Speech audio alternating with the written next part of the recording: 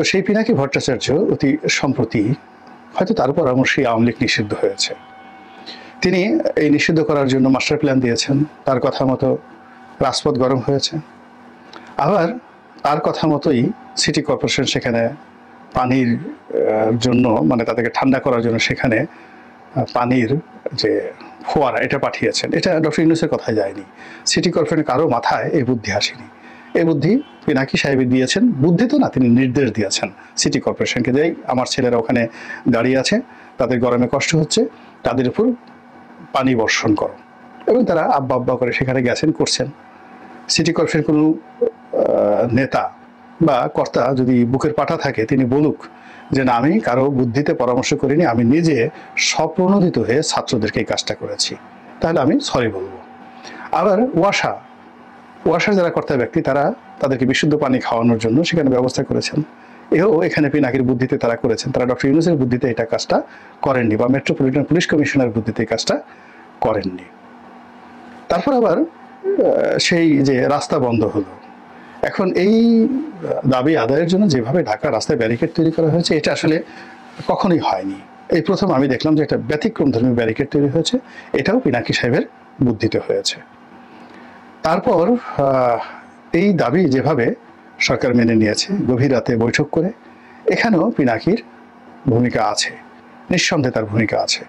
পিনাকিকে এখন আসিফ নজরুল সাহেব যদি বলেন যে কিসের পিনাকি, ঘোড়ার ডিম, আমি নিজের সিদ্ধান্ত নিয়েছি। ডক্টর ইউনূস সাহেব যদি বলেন বা তার প্রেস সচিব বলেন যে ওই সমস্ত পিনাকি ঠিনাকি আমরা কাউন্ট করি নাকি, আমাদের ভালো মনে হয়েছে, আমরা তা করেছি, পারলে বলুক তো একটু, দেখবেন যে মানে এই কথা স্মরণ করার সঙ্গে সঙ্গে তাদের গায়ে এক ধরনের কাঁপন চলে আসবে। তো এই কারণে আসলে আমি ডক্টর পিনাকি ভট্টাচার্যকে বলেছি যে ডিফ্যাক্টো সরকার প্রধান পিনাকি ভট্টাচার্য। ফ্রান্স প্রবাসী ইউটিউবার, সোশ্যাল অ্যাক্টিভিস্ট, লেখক, কলামিস্ট এবং কর্পোরেট জগতের একজন শীর্ষস্থানীয় আইকন।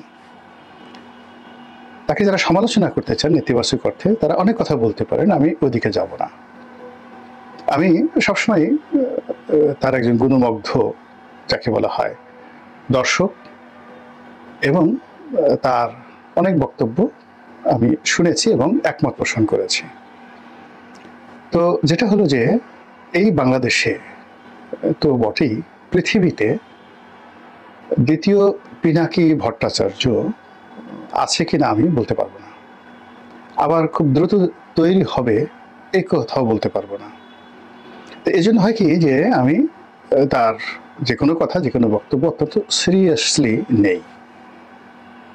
আমি কি পিনাকিকে তেল দিচ্ছি নাকি পিনাকিকে বাঁশ দিচ্ছি, এটা নিয়ে যারা বিতর্ক করবেন সেটা তাদের ব্যাপার, কিন্তু আমার কথাগুলো আগে শুনুন।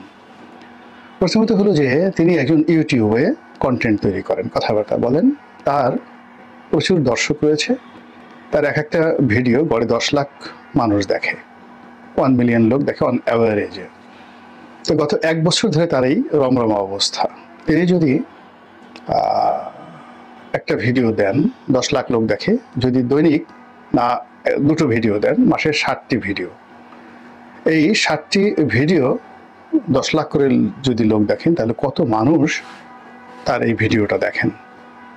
অনেকে দেখেন কিউরিওসিটি নিয়ে, অনেকে দেখেন বিরোধিতা করার জন্য, অনেকে দেখেন ভালোবেসে। কিন্তু দিন শেষে যারা বিরোধিতা করেন তারাও এই বারবার তার নাম, তার কথা, তার বক্তব্য, এইগুলো তাদের মাথায় ঢুকে যায়। ফলে তিনি যেভাবে হাত নাড়ান, হাতে যেভাবে বালা পরেন, যেভাবে তিনি নারী এবং পুরুষের যে লজ্জা স্থান, যেখান দিয়ে মলমূত্র বের হয়, সেই জায়গাগুলোকে তিনি যেভাবে অ্যাসার্টেন করেন, পয়েন্টিভ করেন, তিনি যেভাবে আমাদের সমাজের বড় বড় যারা লোকজন রয়েছেন, যাদের মলদ্বার দিয়ে মল বের হয়, সেই মলের সঙ্গে ঐশ্বরিয়া রায়ের যে একটা মলদ্বার আছে, সেই মলদ্বারের কি সম্পর্ক, সেই জিনিসগুলো তিনি যখন একেবারে আঙ্গুল দিয়ে উঁচু করে তিনি এগুলো বোঝানোর চেষ্টা করেন, তখন যাদের একটু চিন্তা শক্তি আছে তারা বুঝতে পারে যে এই আঙ্গুলটি কার পশ্চাৎ দেশে ঢুকলো। তো এরকম আবার তিনি কতগুলো শব্দ তিনি বের করেছেন, ঘুটু করা। তো ঘুটু করে স্পষ্টতই তিনি এটি মনে করছেন যৌন সঙ্গম করা। এখন এই ঘুটু করার ক্ষেত্রে তিনি তার ইচ্ছা মতো বিভিন্ন লোকের সাথে বিভিন্ন লোকের ঘুটু করিয়ে দিচ্ছেন। কখনো সেই প্রভাবশালী কোনো মন্ত্রীর পদমর্যাদার সাথে অন্য মন্ত্রীর, কোনো নারীর সাথে কোনো পুরুষের, তারপরে কোনো স্বৈর শাসকের সঙ্গে কোনো মানে তার যেভাবে পছন্দ তিনি যেভাবে নাটক তৈরি করছেন, যেভাবে চিত্রনাট্য তৈরি করছেন, যেভাবে তিনি সেটি উপস্থাপন করছেন, ওভাবে মানুষ রেসপন্ড করছে গত 1 বছর ধরে। সিরিয়াসলি এর আগে মানুষ শুনতেন কিন্তু রেসপন্ড করতেন না। কিন্তু এই জুলাই আগস্ট বিপ্লবের পুরো সময়টা অর্থাৎ 2024 সনের যদি আপনি মে মাস ধরেন, মে মাস থেকে আজকের এই মে মাস পর্যন্ত এই পুরো 1 বছরে লোকজন তার কথা ইফেক্টিভলি অ্যাটেন্ড করছে এবং এটা বাড়ছে। তার কথা মতো প্রথম আলো অফিসের সামনে জিয়াফত হচ্ছে, তার কথা মতো ডেইলি স্টারের সামনে নামাজ পড়ছে মানুষ, তার কথা মতো বুলডোজার নিয়ে সেই 32 নম্বর ভেঙে দেওয়া হচ্ছে, তার কথা মতো সরকারের নীতি পরিবর্তন হচ্ছে। সকালে তার সঙ্গে উপদেষ্টারা কথা বলছে, বিকেলবেলা ছবি তুলছে, এমনকি আমরা দেখলাম সত্য মিথ্যা জানি না, উপদেষ্টারা তাদের যে বৈঠক সেই বৈঠকে ডক্টর পিনাকির সঙ্গে আলাপ আলোচনা করে তারপরে সিদ্ধান্ত নিয়ে থাকেন। তো এরকম একজন সোশ্যাল অ্যাক্টিভিস্ট যিনি এই 4-5 বছর ধরে ইউটিউব শুরু করেছেন, আর তার সফলতা মাত্র 1 বছর, সেই সফলতার মধ্যে তিনি যে ক্ষমতা অর্জন করেছেন আমজনতার উপর এবং প্রশাসন যন্ত্রের উপর এবং সরকারের অর্থাৎ রাষ্ট্রযন্ত্রে যারা সরকার পরিচালনা করছে তাদের উপর। অর্থাৎ পিনাকি যদি এখন ক্যান্টনমেন্টের কোনো বড় কর্তাকে ফোন দেন, তার অবস্থা বুঝতেই পারেন কিভাবে ঘুটু হয়ে যাবে। তিনি যদি এখন আসিফ নজরুল, আদিলুর রহমান শুভ্র বা অন্য রেজাওনাকে ফোন করেন যে আমি অমুক বলছি, আপনি বুঝতে পারেন যে সেখানে কি ধরনের একটা রসায়ন তৈরি হয়ে যাবে। তো এটা তো আসলে পৃথিবীর অন্য কোনো সেলিব্রিটি যাদের হয়তো মানে যাকে বলা হয় যেমন প্রিয়াঙ্কা চোপড়া, তো তার টুইটারের ফলোয়ার, ইউটিউবের ফলোয়ার অনেক অনেক বেশি, কিন্তু প্রিয়াঙ্কাকে এই কাজ করতে পারবেন?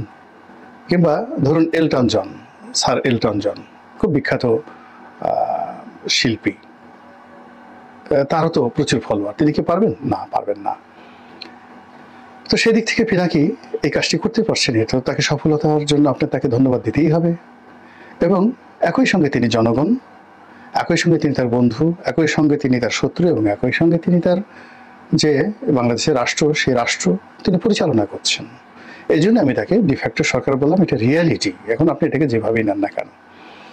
তো সেই পিনাকি ভট্টাচার্য অতি সম্প্রতি হয়তো তার পরামর্শেই আওয়ামী লীগ নিষিদ্ধ হয়েছে। তিনি এই নিষিদ্ধ করার জন্য মাস্টার প্ল্যান দিয়েছেন, তার কথা মতো রাজপথ গরম হয়েছে।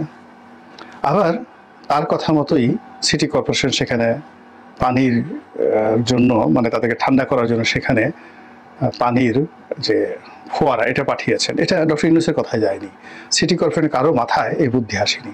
এই বুদ্ধি পিনাকি সাহেব দিয়েছেন, বুদ্ধি তো না, তিনি নির্দেশ দিয়েছেন সিটি কর্পোরেশনকে, যে আমার ছেলেরা ওখানে দাঁড়িয়ে আছে, তাদের গরমে কষ্ট হচ্ছে, তাদের উপর পানি বর্ষণ করো। এবং তারা আব্বা আব্বা করে সেখানে গেছেন, করছেন। সিটি কর্পোরেশন কোনো নেতা বা কর্তা যদি বুকের পাটা থাকে, তিনি বলুক যে না, আমি কারো বুদ্ধিতে পরামর্শ করিনি, আমি নিজে স্বপ্রণোদিত হয়ে ছাত্রদেরকে এই কাজটা করেছি, তাহলে আমি সরি বলবো। আবার ওয়াসার যারা কর্তা ব্যক্তি, তারা তাদেরকে বিশুদ্ধ পানি খাওয়ানোর জন্য সেখানে ব্যবস্থা করেছেন।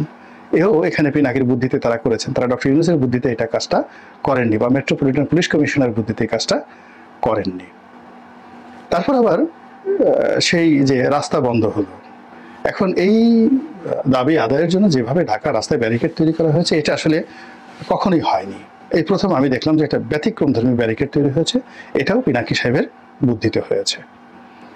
তারপর এই দাবি যেভাবে সরকার মেনে নিয়েছে, গভীর রাতে বৈঠক করে, এখানেও পিনাকির ভূমিকা আছে, নিঃসন্দেহে তার ভূমিকা আছে।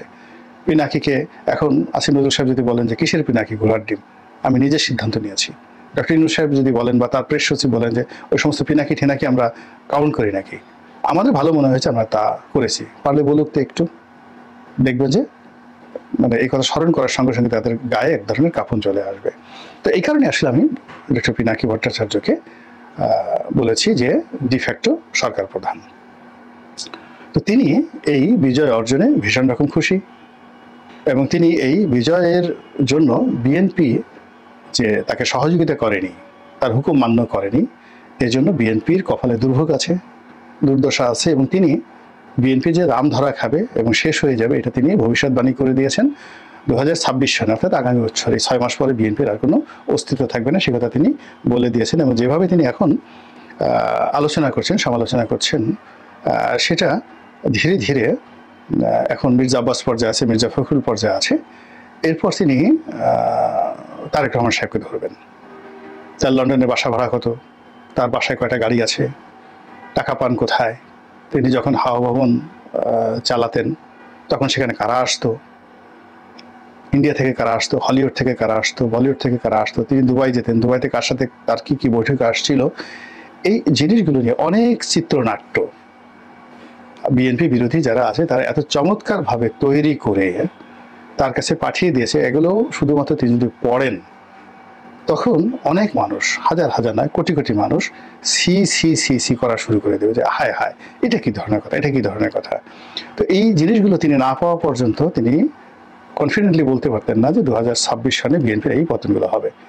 এখন এটা নিষ্পত্তি করার জন্য বিএনপি তাকে ডিফ্যাক্টো সরকার প্রধান হিসেবে মানতে পারে, তার পরামর্শ অনুসরণ করতে পারে, তার সাথে নেগোসিয়েশন করতে পারে, আদারওয়াইজ তিনি তার কর্মকাণ্ড করে যাবেন। তো এই যে এত কথা বললাম পিনাকি রঞ্জন সম্পর্কে, ভট্টাচার্য সম্পর্কে, মূলত তিনি অতি সম্প্রতি একটি চমৎকার যাকে বলা হয় পরিকল্পনা দিয়েছেন। প্রথম আলোর সামনে গরু জবাই করে তিনি যে জিয়াফতের আয়োজন করতে চেয়েছিলেন ওটা আংশিক সফল হয়েছে, পুরোপুরি সফল হয়নি, এই জন্য তার মনে অনেক দুঃখ। কিন্তু শাহবাগে তার যে বিজয়টা, এই বিজয়টা একেবারে শতভাগ। তো তিনি সেখানে জিয়াফতের ডাক দিয়েছেন যে এই জিয়াফতটা করতে হবে। তো তিনি এটাকে ওই 32 নম্বর ভাঙার যে উৎসাহ, ওটাকে এখানে সেলিব্রেট করতে চাচ্ছেন এই বিজয়ের সঙ্গে।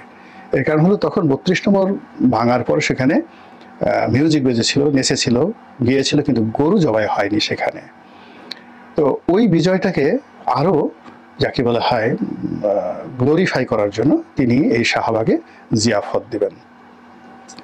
তো আমাদের দেশে জিয়াফত সাধারণত হয় কেউ মারা গেলে, এখানে যেহেতু আওয়ামী লীগ মারা গিয়েছে এই জন্য সেই আনন্দ উপভোগ করার জন্য তিনি জিয়াফত দিবেন। সেখানে গান বাজবে, আর কোন গান বাজবে সেটাও তিনি বলে দিয়েছেন, চাকবুম চাকবুম চাঁদনি রাতে, এই যে একটা গান আছে বাংলাতে খুব নাম করা একটা গান, এই গানটা এখন এই গানটা বাজবে, গরু জবাই হবে। আর এখানে যারা আন্দোলন লড়াই করেছে তাদের একটা বিরাট অংশ আমি দেখলাম দাড়ি আছে, টুপিধারী, ইসলামপন্থী, তৌহিদি জনতা, তার সঙ্গে সঙ্গে ছাত্র জনতা তো আছে। এবং এখানে ডক্টর পিনাকির হুকুমে যে কাজটা হয়েছে, এই প্রথম শাহবাগীর যারা অরিজিনাল প্রতিভু নারী, স্মার্ট, ওনা পরেন না, মাথায় ঘোমটা দেন না, হিজাব পরেন না, এরকম নারী, অসংখ্য নারী, তারা তাদের সঙ্গে সঙ্গে শাহবাগী ক্যারেক্টারিস্টিক্সের ছেলে, পিনাকির আদর্শে ছিল, তার সঙ্গে ছাড়া এই যে হুজুর যারা আছেন, কওমি জনতা যারা আছেন, মাদ্রাসা ছাত্র আছেন, তারা একেবারে যুগপৎভাবে নারী পুরুষ ঘাসাঘাসি করে যেভাবে কিয়ামতের ময়দানে সব একত্র থাকবে এবং কেউ কারো দিকে তাকানোর সুযোগ থাকবে না, ঠিক ওইভাবে তারা এই আন্দোলন করেছেন, স্লোগান দিয়েছেন, নারী স্লোগান দিয়েছে, পুরুষেরা লাফিয়ে লাফিয়ে সেই স্লোগান বাস্তবায়ন করেছে। তো এখন যেখানে যে জিয়াফত হবে, সেই জিয়াফতে গো জবাই হবে এবং সেখানে সেই গোমাংস খেয়ে, পোলাও খেয়ে, কুরমা খেয়ে মানুষ এই চাকবুম চাকবুম নাচানাচি করবে, এটা উনি বলে দিয়েছেন এবং এর জন্য যত খরচ হয় উনি সেটা দিবেন। তো এর মধ্যে সমস্যা কিছু দেখছি না, কিন্তু সমস্যা আমার কাছে একটা জিনিস মনে হচ্ছে যে বাংলাদেশে তো সবাই মুসলমান না, সবাই গরু খান না, এখানে হিন্দুরা যাবেন, এখন জামায়াত ইসলামী তো তাদের হিন্দু সমর্থক যারা আছেন তাদেরকে নিচ্ছেন, তো সেক্ষেত্রে হিন্দুদের জন্য তো ছাগলের আয়োজন করতে হবে অথবা পাঠার আয়োজন করতে হবে। অনেক হিন্দু ছাগল খান না, তারা পাঠা খান, আবার অনেক হিন্দু পাঠা খান না, তারা ছাগল বা খাসি খান। মহিলা ছাগল তারা মানে লেডি খাসি বা লেডি ছাগল তারা খান না, তারা সেই পুরুষ ছাগল খান। আর কিছু যারা রয়েছে যারা তেজি হিন্দু, গায়ে জোশ আছে, তারা পাঠা খান। আবার তারা এগুলো যে জবাই করেন এগুলো ঠিক ইসলামিক কায়দায় এই জবাই হবে না, এটা অনেকটা বলিদান, তারা যেভাবে পাঠা বলি দেয়। তো এরকম আমার কাছে মনে হয়েছে যে শাহবাগের দুটো জায়গাতে, একটা জায়গাতে পাঠা যারা খাবেন তাদের জন্য আলাদা একটা ডেক তৈরি হবে, মঞ্চ তৈরি হবে, যারা ছাগল খাবেন তাদের জন্য আলাদা, আর যারা গরু খাবেন তাদের জন্য আলাদা করে 3টি পয়েন্টে যদি এরকম চাকবুম চলে, তাহলে আমি মনে করি যে একটা নতুন ইতিহাস তৈরি হবে। পিনাকি যারা ভক্ত তাদের জন্য এটা বিরাট সুসংবাদ, আর পিনাকি যারা শত্রু তাদের জন্য এটা একটা বিরাট আতঙ্ক তৈরি করে বাংলাদেশের ইতিহাসে একটা নতুন অধ্যায় লিখে